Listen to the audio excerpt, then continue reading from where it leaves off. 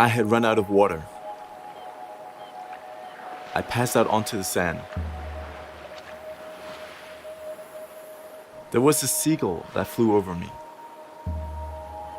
And there was this moment of connection where the seagull locked eyes with me. I saw myself through the bird's perspective, looking back at myself, dying on the sand. I am that bird, and that bird is me. That's where I began to not fear death.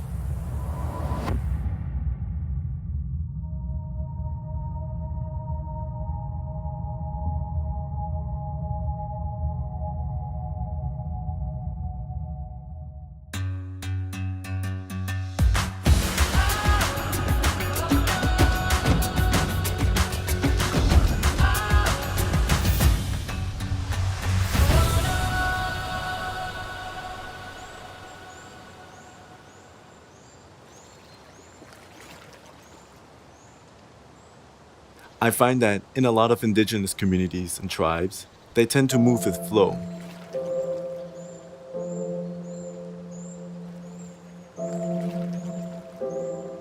Flow is essentially a state of being in which you are in rhythm with your surroundings.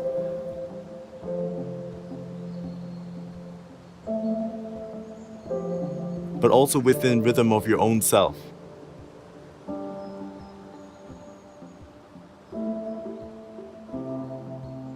I believe that in the Western world, we tend to do the opposite.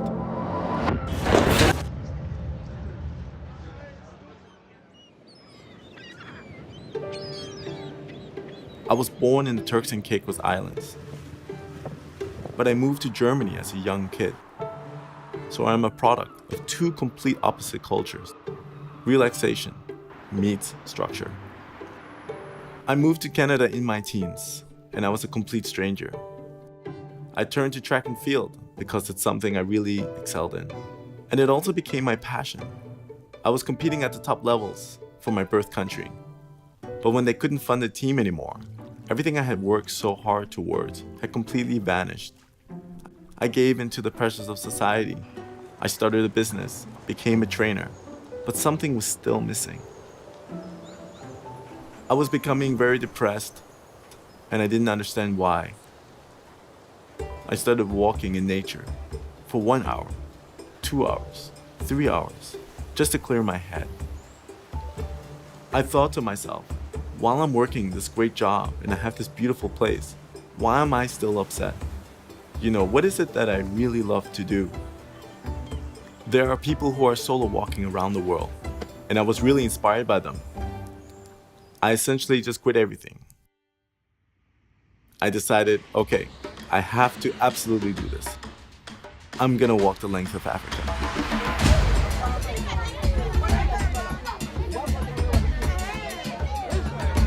A lot of the things that I learned in Africa had to do with how hospitable human beings were. On the roads, when I was walking, everywhere you go, even if it's a complete stranger, even if they're scared of you, they would just give you a cup of tea, whatever food they have. They were so proud to be kind. The young Maasai men do a sort of mating dance in a way to show their strength to attract a bride. One cannot exist without the other. This is the Ubuntu way, all for one and one for all. And that is to share everything amongst each other within their own society. I ended up joining a few of the Maasai men who go on these walkabouts. I was walking from Tanzania to Kenya, but the Maasai just ended up walking through the border without going through the checks, without doing any of the passports. Because the idea of having borders doesn't exist in traditional Africa. It's a man-made concept. When an astronaut goes out into space and they look down at Earth, they see Earth as one giant blue marble. And that's a thing that, until I die, that's what I want to share with the world. Just by being with nature, you're falling in line with the energy of everything that's going around you. I am that bird, and that bird is me. We are all interconnected.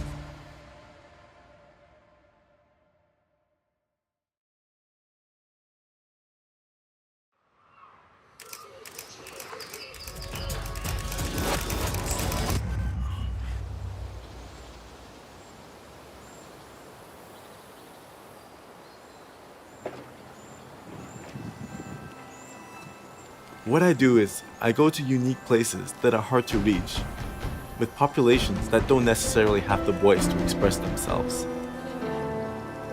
The more I involve myself in expeditions and share it with the world, the more I want to do bigger expeditions that inspire more people. Stories that change and impact people's lives for the better.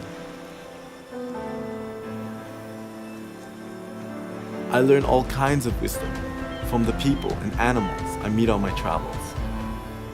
This is our hau'oli, all of our territory, and we fought for that. Huge corporations, fish farms. Sooner or later, we've got to realize that wealth isn't money. Wealth is what we have in our oceans, what we have in our woods, on land. I'm not doing it for myself, I'm doing it for the next 7 generations.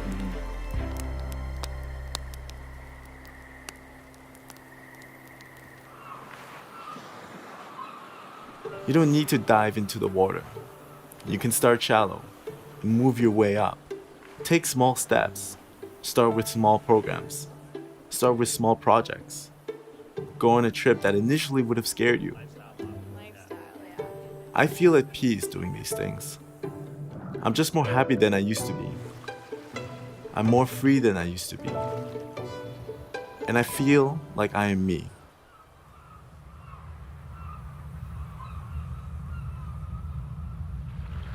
Now you might be asking, how did I survive the situation? I wanted to keep living, and I know that I could experience life in many different ways. I wanted to keep moving forward because I wanted to keep experiencing this way of life. No matter what happens, you are a part of whatever is around you and inside of you. Nothing is separate. Once you get to that state of understanding and being, then life is a beautiful ride.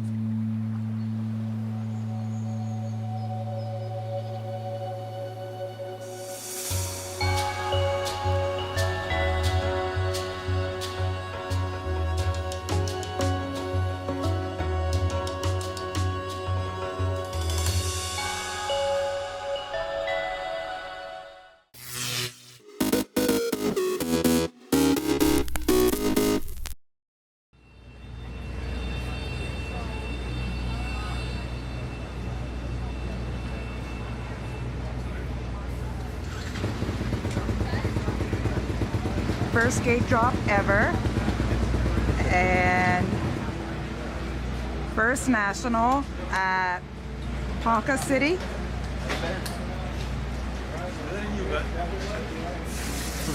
And today is his first pro race.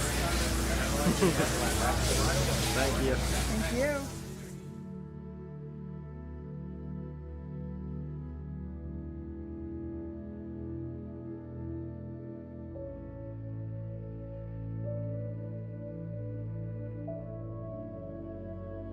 So yeah, Bayside, New York, there's not really, much around there besides houses and cars. My dad got me my first dirt bike when I was three or four, I think, and then I kind of just took off from there.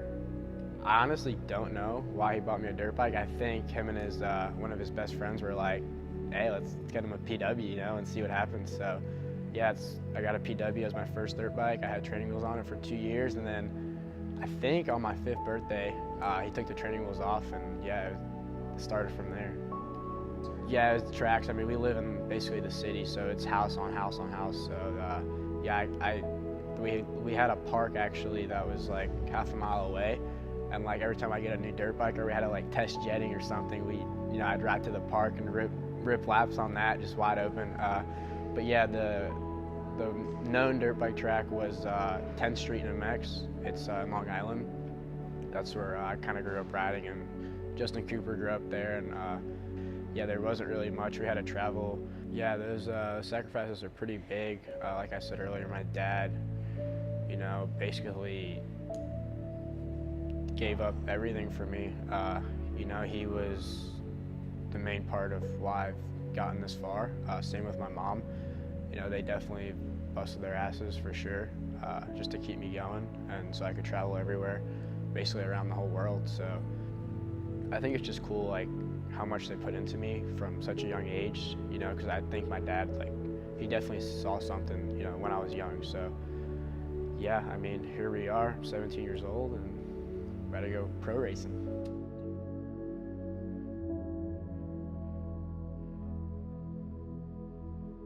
I never really thought when I was that young that I would be able to do it, but and honestly, all the way up until I was like 16 or 17, I really didn't think.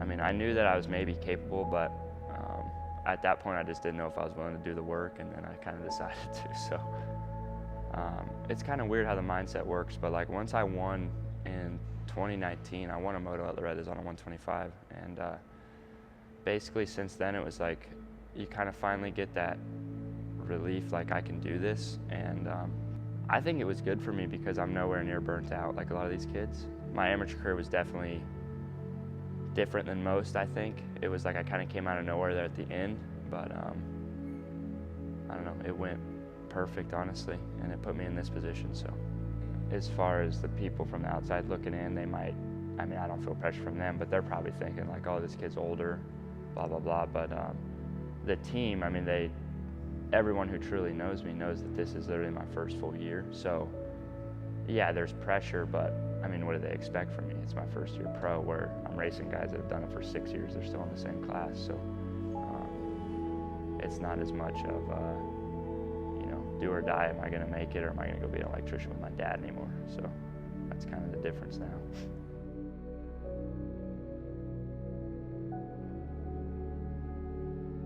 So my parents kind of rode trails always, and then my older brother raced, but he just raced locally, and then I was kind of the first one in the family to take it to the next level and kind of do all the bigger races and stuff.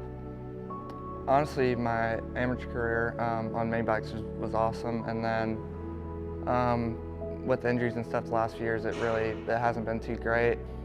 Broken collarbone a few times, tore my labrum, shoulder, slap tear, rotator cuff.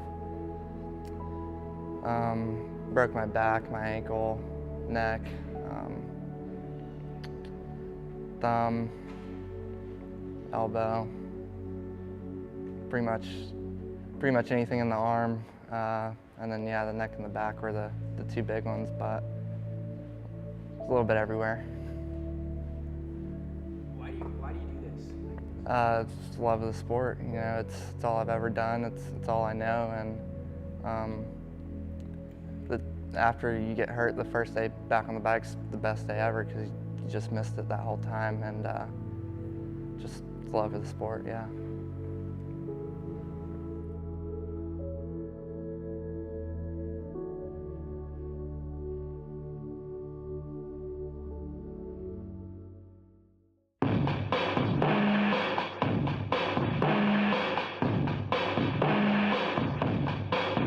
Watch practice and qualifying, we've theorized, we've bench raced, now it is time to go. Revs are up. Dates down to the 2022 season.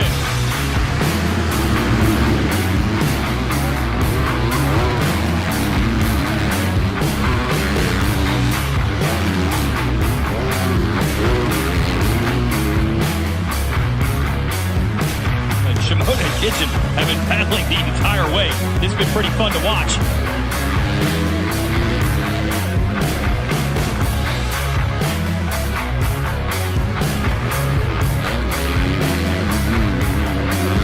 Kitchen looks pretty good right now in the 59. He's in 6th. This is what the star Yamaha needed.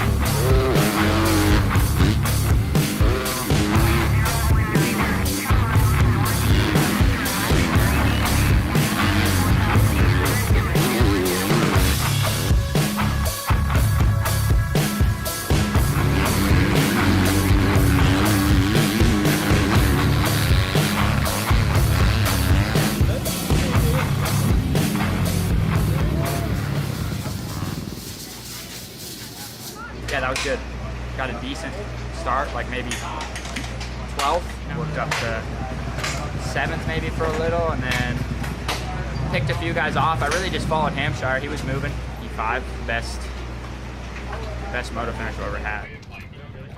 You have a look at straightening up that rut as you go up. Maybe don't do a practice stop, maybe get that rut straight as you go up. And this is a whole shot down.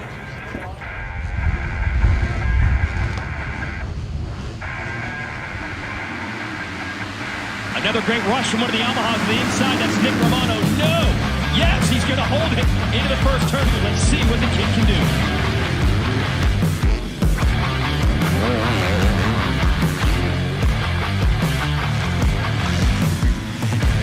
Absolutely sending it here early in Moto2.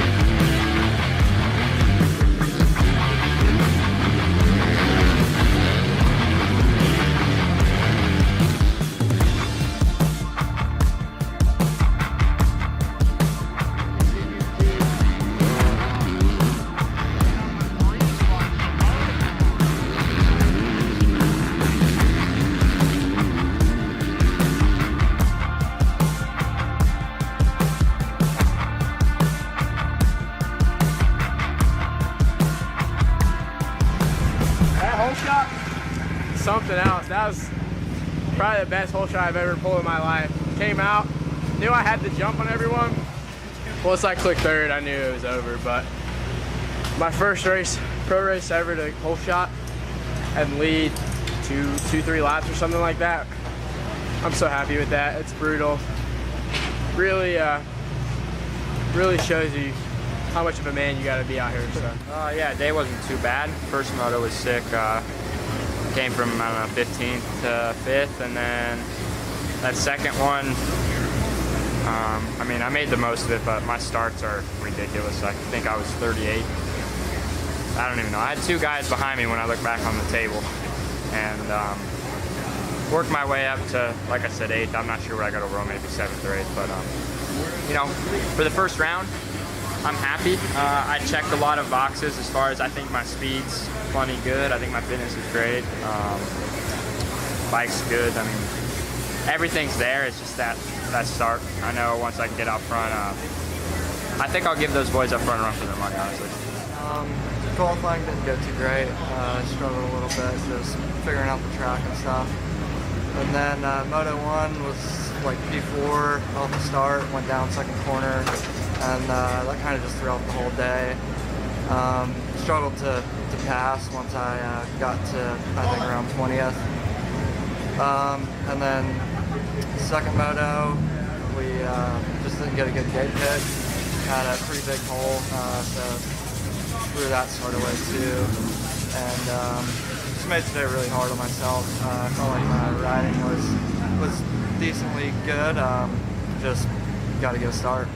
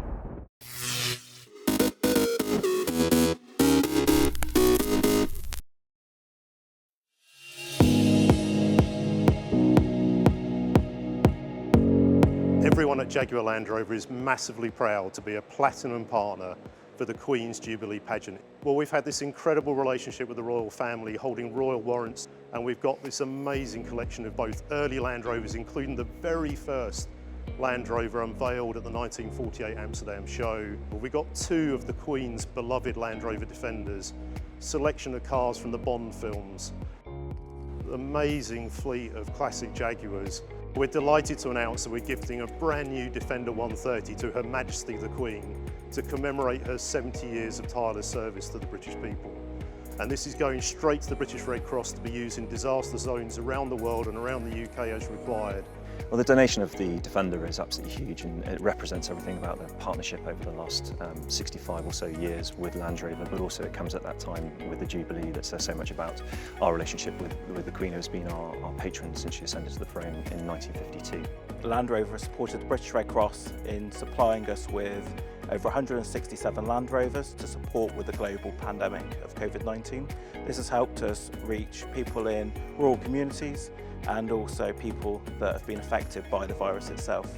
Well, everyone at Jaguar Land Rover is just so proud to be associated with such a historic event with over 5,000 artists and performers. We've got this incredible fleet of cars, and if you look really closely, you might see some really familiar faces behind the wheel.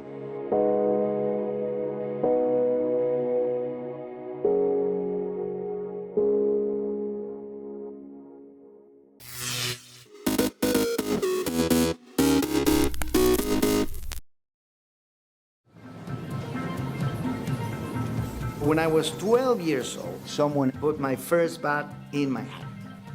That sealed my fate.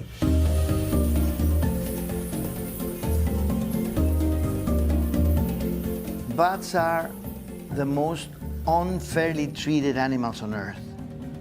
Fear, not knowing what treasure they have in their local cave, drives people to dynamite it, to gas them, to all kinds of things. But bats provide us with many ecosystem services. Agricultural pest control. Esta es una larva de gusano cogollero. Each million bats destroy 10 tons of insects every night. If we lose those bats, we would lose the crops in a few months. They're also promoting the regeneration of the forest by dispersing the seeds over vast areas. And they pollinate a lot of ecologically or economically important species of plants, like the agaves, that are the source for tequila, which represents for Mexico about $3 billion a year. I won the Rolex Award in 2008 for our program for conservation of bats through environmental education, research, and conservation action. We started mapping the most important colonies.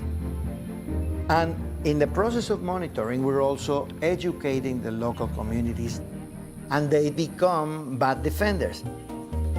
We are solving problems of conservation by building bridges across different professions. For example, the lesser long-nosed bat, or tequila bat, was the first species that we focused on. Joining forces with the tequila and mezcal industry, we created bat-friendly tequila. We were able to remove this bat from the endangered species list. This is a beautiful success story in conservation. The Rolex Award is a big recognition, and it gave me the platform to maximize my ability to continue changing things. We created a humongous network of privately owned protected areas around the country that today includes about 17% of Mexico's territory. When I have a bat in my hand and I show it to anybody, you see the change in a flash. This is exactly what has been driving me for a long time. I am here at 64, continue to be the same child who had his first bat in his hand. I will never give up.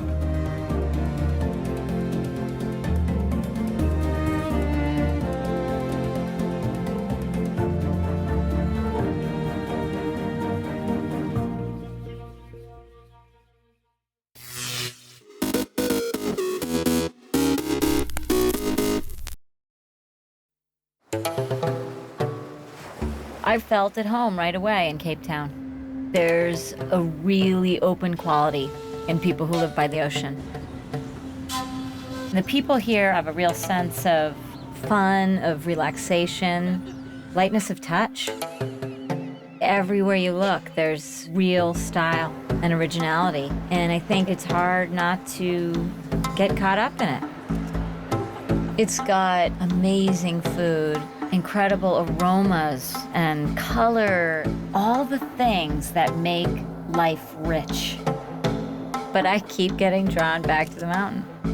It's a unique and incredible thing to have a mountain like that right in the center of a city.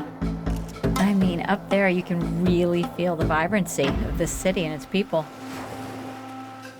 I find it so inspiring.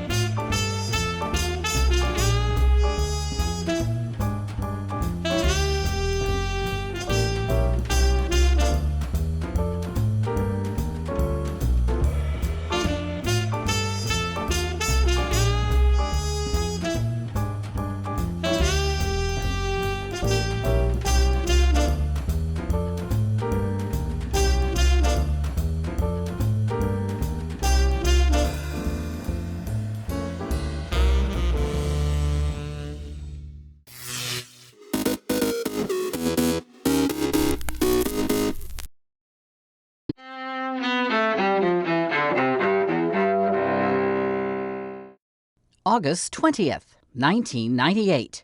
American cruise missiles pound alleged al-Qaeda training camps in Afghanistan and a pharmaceutical plant in Sudan.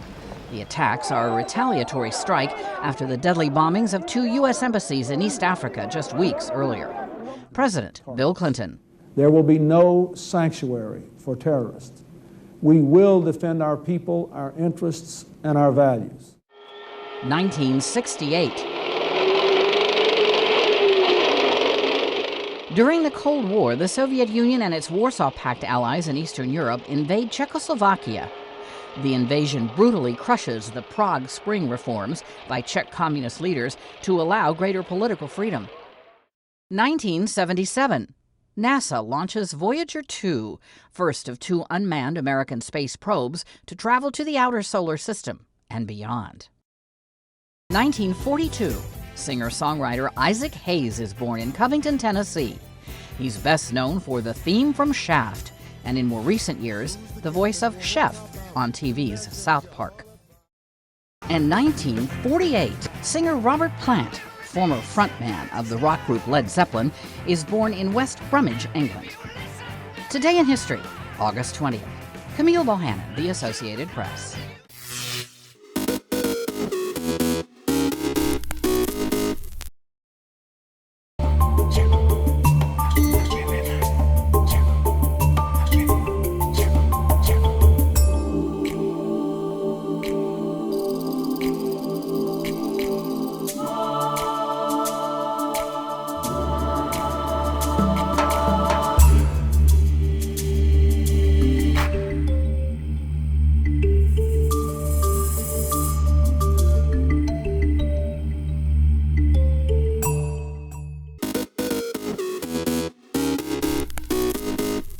Welcome back in our studio, and in today's news,